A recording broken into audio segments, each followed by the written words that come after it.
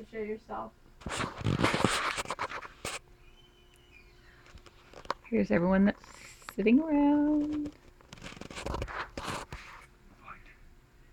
When most people think about Egypt, pharaohs and wall paintings are usually what comes to mind. But there is so much more to this country than just its ancient history. I've always been interested in Egypt and have dreamed of traveling there someday. After doing more research, I now have a better idea of what it will be like when I get there. Today I relay that information on to you. First, I will tell you about the country itself, and then I will tell you about the people and what they are like. Lastly, I will tell you about some of the things you can expect to experience if you ever go there. Located in northeast Africa, Egypt is home to roughly 82 million people. The majority of this developing country's population is made up of Egyptians, French, and Greeks.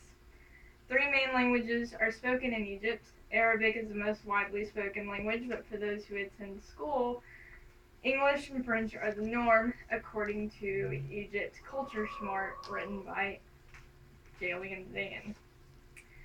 Like all countries, there are stipulations and guidelines to abide by to enter. But Americans have less red tape to cut through than citizens from other parts of the world trying to get into Egypt. According to the U.S. Department of State Bureau of Consular Affairs, Americans must only have a valid visa, passport, and an HIV test if they're staying longer than 30 days. State Bureau of Consular Affairs also tells us that traveling in Egypt is very dangerous, although getting into Egypt makes it even simpler. The roads are in poor condition, and there are very few traffic laws that are enforced. It is not recommended to drive or to travel by train or bus, but to either walk or hire a bike taxi. But don't let the Egyptians' poor driving skills scare you away. Egyptians pride themselves on their relationships and hospitality. They never turn their back on a friend, and they will go out of their way to help almost everyone. Culture Smart Egypt tells us that the trick to keeping an Egyptian friend is to reciprocate that same level of respect. During your conversations with an Egyptian, speak loudly. This shows strength. Maintain eye contact. This shows you care. Don't be too direct, for it is rude, and never slouch. It says you're bored with their conversation, and it is very disrespectful. These tips will help you get around in your travels as you explore and go sightseeing. Other than the Great Pyramids, Egypt is full of interesting spots and attractions. Despite some of the rules that you must follow to enter, the ancient mosques would be a great place to visit. But if church isn't your thing, and you can head over to the Nile, where you'll be sure to find a good party. The Nile is lined with hotels, nightclubs, and restaurants where you can catch performances by live bands, belly dancers, or both.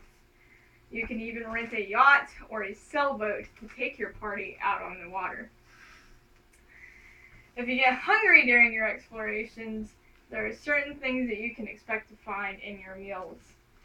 Bread is served with everything. And apparently they love meat, whether it be fish or chicken or rabbit.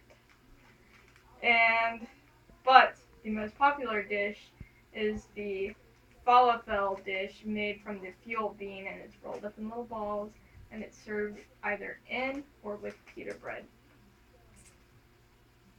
The dessert of many Egyptians' choice is rice pudding mixed with rose water. So today, I told you about Egypt, its people, and what you can expect to experience if you ever go there. And now, you have a better idea of what it would be like in Egypt. Yay! Woo! USA.